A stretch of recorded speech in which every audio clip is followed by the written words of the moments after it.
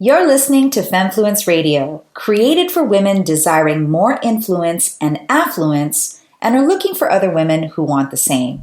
I'm your host, Jennifer Kemp, but you can call me Jen. I'm a serial entrepreneur and founder who's built 4 multi-million-dollar companies. I'm also a mom to 3 amazing humans and a wifey to the self-proclaimed slay-at-home dad. Whoa, that makes me tired just saying out loud.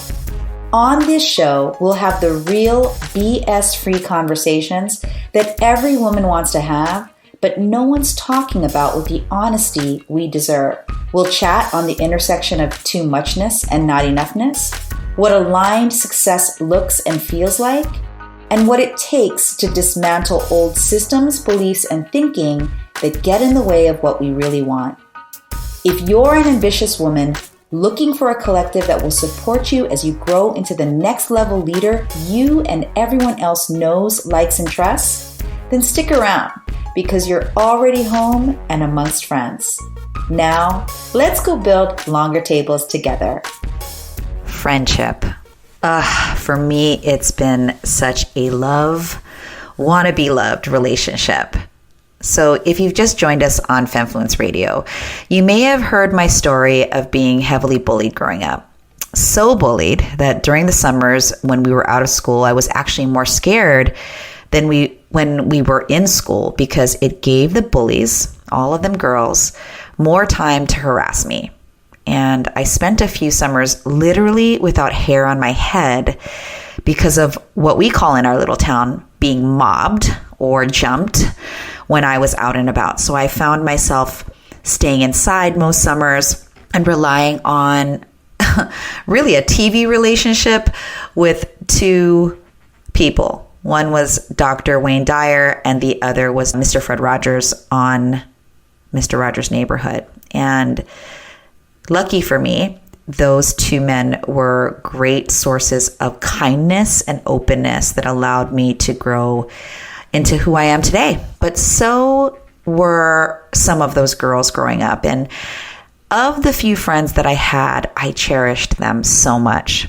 But I did dream of a day when I'd have girls around me who not only had my back, but that I could have deep, meaningful relationships with, that I could bring myself fully to instead of feeling like I had to be somebody else to make them like me. When I got into college, I wanted that Sex in the City life. You know, I wanted my personal Samantha, Miranda, and Charlotte around me. Of course, at the time I was Carrie because of #shoes. But then in those early 20s, instead of making that a priority, I was swept up in getting married very young, motherhood, my career, and the few friends that I did have growing up were definitely on a different track than me. We actually had 0 in common, and I grieved that heavily because the 2 friends I actually had growing up now felt so distant from me. I really thought I'd never have life-giving, nourishing, real relationships, that's REAL, relationships, with women in the way I dreamed ever. I felt so much envy for those that seemed to have those girlfriend trips, book clubs, hangouts at church, and after-work mixers. And it wasn't that I wasn't invited. I just felt that I didn't belong. Do you ever feel that way? But I also knew that the type of woman I wanted to become close to had to have a few qualities and values that made our interactions meaningful and deep. I absolutely abhor small talk. And so if I was going to spend time away from my kids and my career, I wanted to create relationships that had a few things in common. I wanted to hang out with women who were ambitious and unapologetic about it. Women who loved travel and invested in their personal development and leadership. Optionally, it would be great if they had kids or a family life, which was high on the priority list without them being a victim to it. I also wasn't wanting to be around people who I judged really as overly sensitive and someone who would know that we're all super busy. But even though that was true, that we were committed to each other in a be there for you kind of way. Basically, I wanted to hang around with grown women who genuinely cared. And I really believed that that type of woman was a unicorn, somebody that I could never find. I honestly didn't even know if they could exist because of my former programming and beliefs and experiences growing up. So I had all of these filters and judgments around it. And so I had to do something about that if I really wanted it to change. Because let's get real. Life itself can totally get in the way of anything we want, but it's becoming even more important in today's world. And it won't be getting any easier with technology replacing connection in real life, because Western societies have become more and more socially isolated over the decades because of all of it. And it's causing major health issues, mentally and physically. Any amount of increase in our social isolation would be bad news, because friendship is not just about fun, fellowship, and emotional health. Having friends can actually improve your physical health too. Here's a quote from Claire Yang, who is a sociologist at the University of North Carolina, Chapel Hill, who studies the physiological effects of social ties. She says, one's social life matters above and beyond what we already know about the quote unquote quick fixes of diet and exercise on health. Wow, that's huge. So my friend listening in here, here's why we need to make friendship a priority in our lives while having discernment around who gets to have our time and energy. Because, hello, we're ambitious women changing the world, and we need to be sentinels of our time while being with a squad that supports us. So here are 3 reasons why friendship makes us more effective femfluencers. Number 1, friends may extend your life and generally make you healthier and make you sharper. Yes, I need more of that. So what that means is people who have strong social relationships are less likely to die prematurely than people who are isolated. In fact, according to a 2010 review of research, the effect of social ties on lifespan is twice as strong as that of exercising and equivalent to that of quitting smoking. Whoa. Friendships also keep your mind sharp, and having friends who make you feel like you belong may be a key for better physical health. A 2012 study found that older people's dementia risk increased with their feelings of loneliness. So bottom lining it, if we live longer and feel good while living, we can help more people. So having strong female relationships matters. Number 2, friends can influence us, and that's for better or for worse. So if it's true that behaviors that you want to change can be influenced by your environment, whether that's, you wanting to get stronger, perhaps releasing a few extra pounds if that's one of your goals, or getting stronger in your muscles. These are examples of physical changes that some of us have tried to achieve or are trying to achieve right now. The truth is that when you're around people who have similar goals, that type of influence naturally rubs off on you. And the other side of that is true when you have people who are doing the opposite of what your goals are, and you are in their environment too much, that also will rub off on you. So that's why that discernment around influence is so critical, and who you choose around you. Number 3, your BFFs can help you through tough stuff. In this episode, and if you've heard some of my story, I don't want anyone listening to think that I didn't have friends growing up. As I said, I had a couple special friends that were really wonderful. And through the years, I've had many others that supported me, but also some of those relationships ended. And when I did go through hard times, the things that I remember the most about friends that I've had in the past, and definitely friends that I have now, is how we supported each other through tough stuff. Because we all need somebody to lean on. And research, even on cancer patients, finds that when the going gets tough, having friends, not just family, can help a lot. Friends can also help you cope with rejection, which is part of our everyday living. Am I right? Because not all social relationships can go smoothly. And when they don't, your real friends can help you pick up the pieces, whether that's with, again, other friends, or in maybe a dating relationship or a marriage or a partnership. In fact, there was a 2011 study on fourth graders that found that having friends helped kids cope with the stress of being picked on or rejected by other classmates. And the researchers measured cortisol, which is our stress hormone, in their study participants' saliva, and found that being excluded by their peers raised the kids' cortisol levels, probably indicating chronic stress. But the cortisol increase that came with being excluded was less pronounced in kids who had more friendships or closer friendships compared with those who had few or low quality friendships. And yeah, so that study was on fourth grade. And gosh, do I remember those days, because it was at the age of 9 that I really started getting bullied. And that trauma has carried through, and I've been healing it for 30 plus years now. And so the same is probably true of you, or if you think about your own children, boys or girls, who, if we knew that we could also help raise young people to see the value in friendships, even if we're introverted and shy, how much that would change the mental and physical health of this world.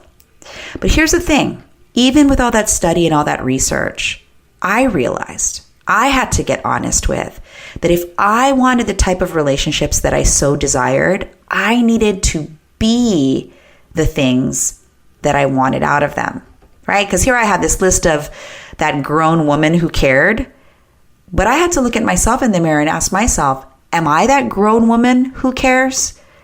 And so I did 3 things.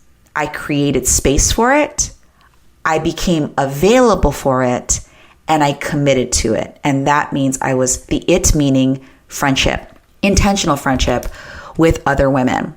So in my 30s, I started to get serious about filling that friendship void I felt in my life. I had a few very sweet friends, as I mentioned, but in all honesty, it always felt like I had to conform to make it work for them.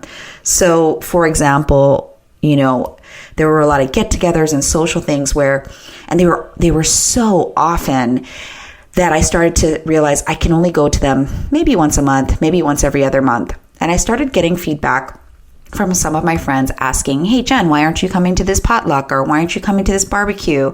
It started to trigger me. And I knew that their asking was mainly coming from love, but I started to feel this unwanted pressure around it, and all that trauma from being younger, of wanting to cling so closely to the friends that I had, made me actually start to get stressed again. So instead, I started to take a deeper look, and I wanted to see how I had to show up to make what I wanted happen. So here are some of the things that I personally did to work on myself. So first, I got therapy. I think there's so much stigma around therapy and getting professional help, but I'm a big believer, and it's part of my success. I wouldn't be able to build multiple 8-figure companies and help other small business owners and leaders do the same if I wasn't honest with the trauma and some of the things that were keeping me from living the biggest, boldest life that I wanted.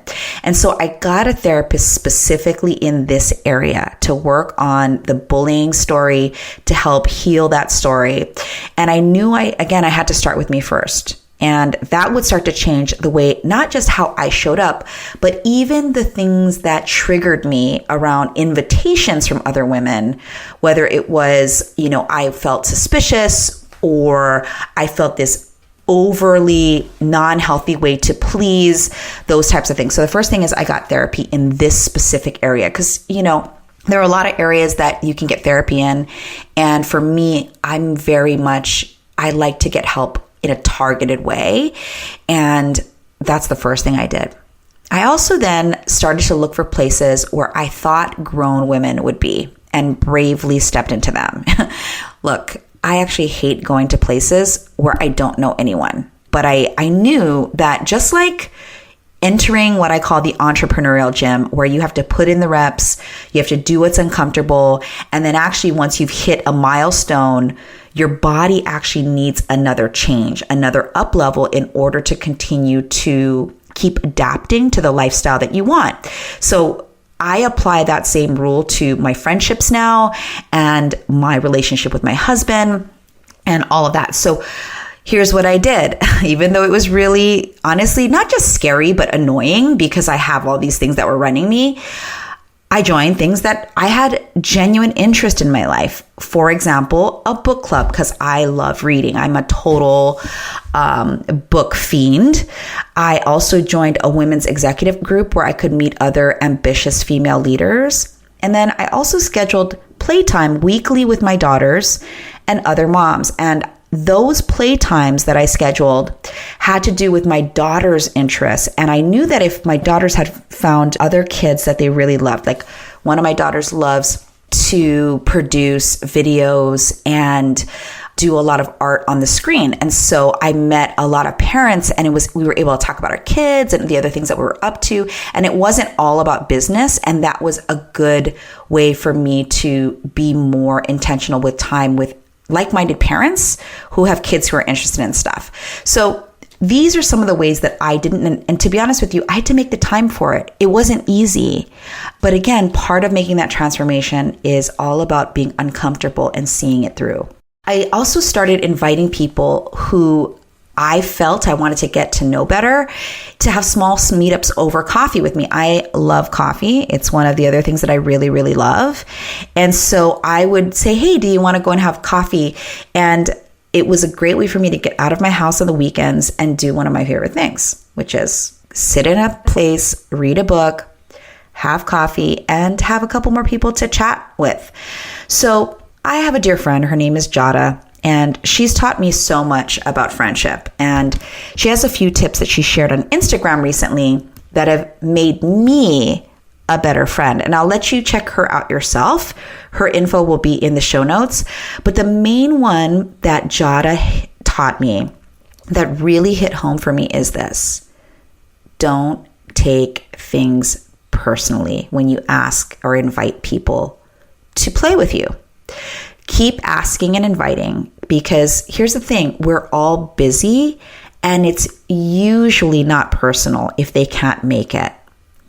I got to tell you, that whole thing made me more brave and more intentional about not taking stuff personally when I would put myself out there and take the risk to invite somebody to hang out with me. And if you follow me or you've been to one of my live events or you've been to something with me, there's this perception of me that everybody thinks Jen's so confident. Of course she loves, being around people. Of course she's comfortable around other women. And the actual truth is I had to work really, really hard on that. And I'm still working on it because those little scared voices sometimes come up with me, or frankly, I'll have an interaction with another woman that actually doesn't go well. And that still happens to me. So don't think that I'm immune from that happening, where their perception of something that happened is one thing and mine is another.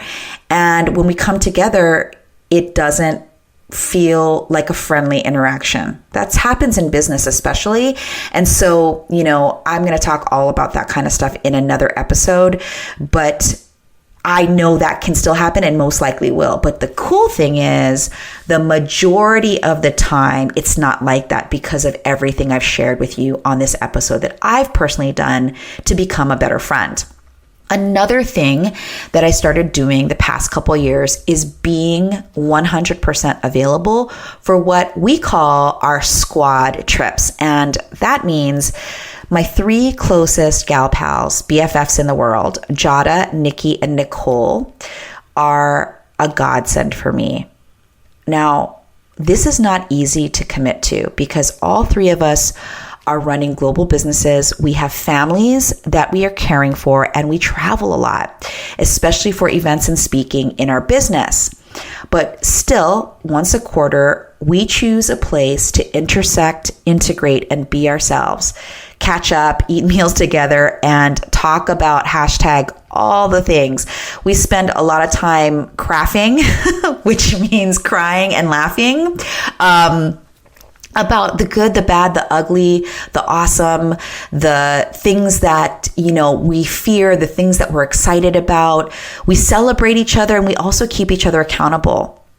Now, most of these things we actually keep sacred for ourselves, out of the public eye and only shared with people we trust. And I want you to hear this. It is not inauthentic to not share everything with everyone just because social media gives us the opportunity to not filter ourselves. Our time together as a squad is a respite outside of our families to discuss anything that's on our mind, which is not ready or not available for outside consumption.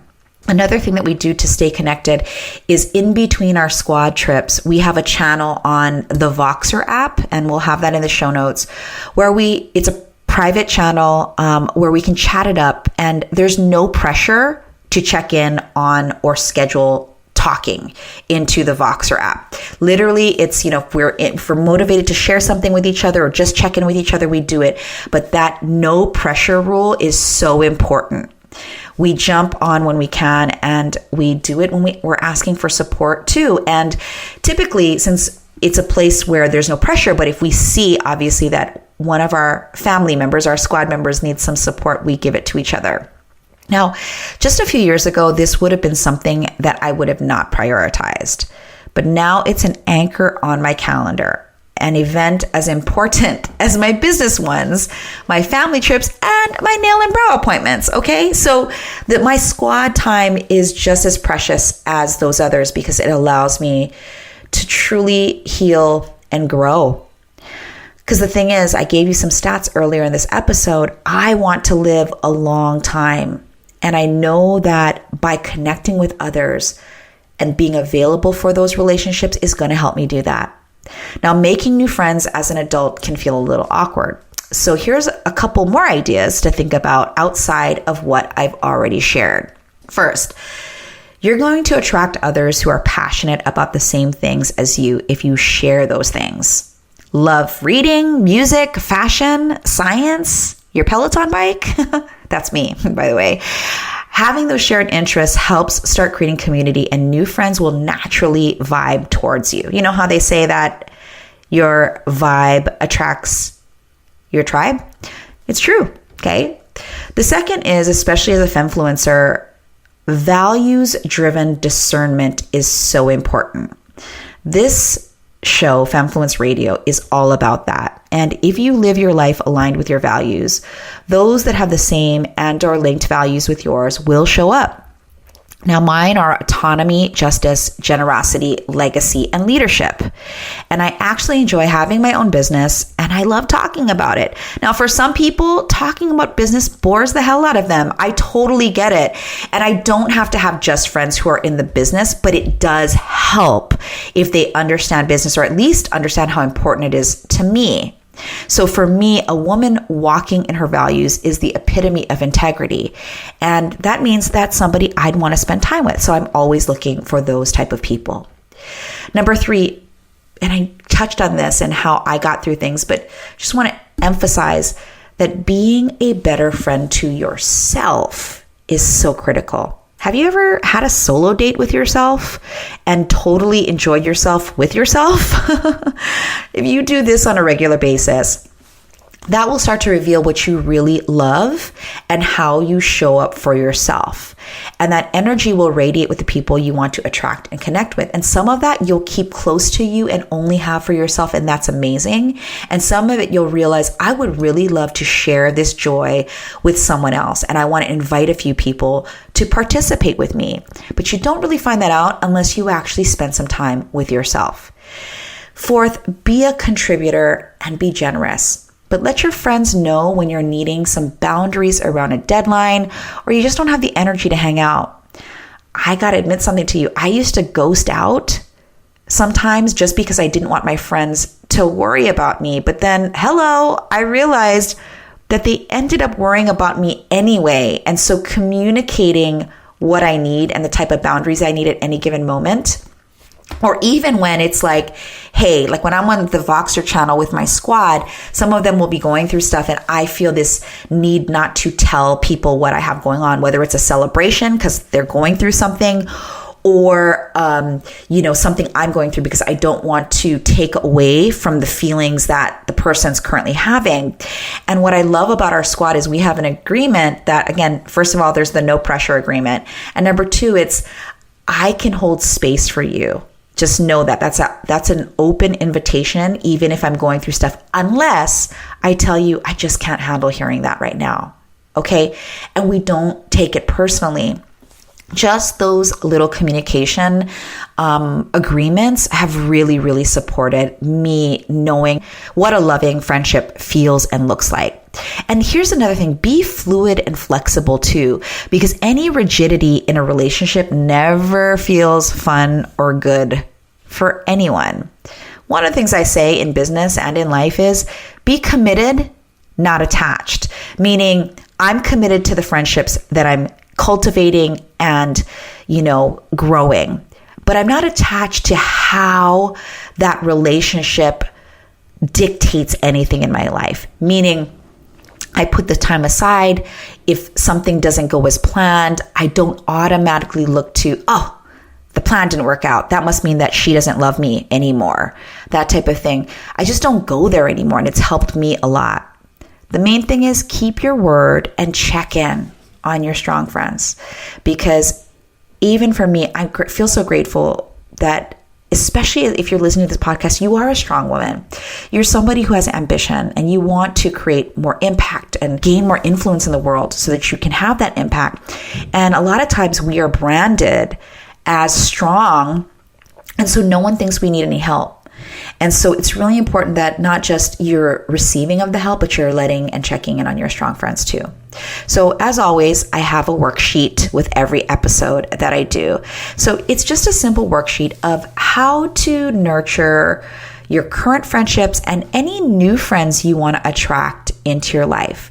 So you can use this worksheet to see who you're hanging out with, who you'd like to hang out more with, and how you can get more committed in it. So now female friendships are still something I'm fiercely committed to being better at. And in order to get better at it, I've realized that there's a certain level of discernment needed in order to know how to call people to their accountability, call people to their integrity, how to not use pink slime against other women, and how spiritual bypassing has actually ruined friendships in my life. And I'm going to talk about the difference between all of that in our next episode. I'll see you then. Thanks for listening to Femfluence Radio. If you resonated with this episode, please leave us a review and let other women know about it. Remember, we're building longer tables here. Follow us on Instagram at femfluence_official to stay in the conversation, and also visit femfluence.com to sign up and receive things I only give to our listeners and friends. I look forward to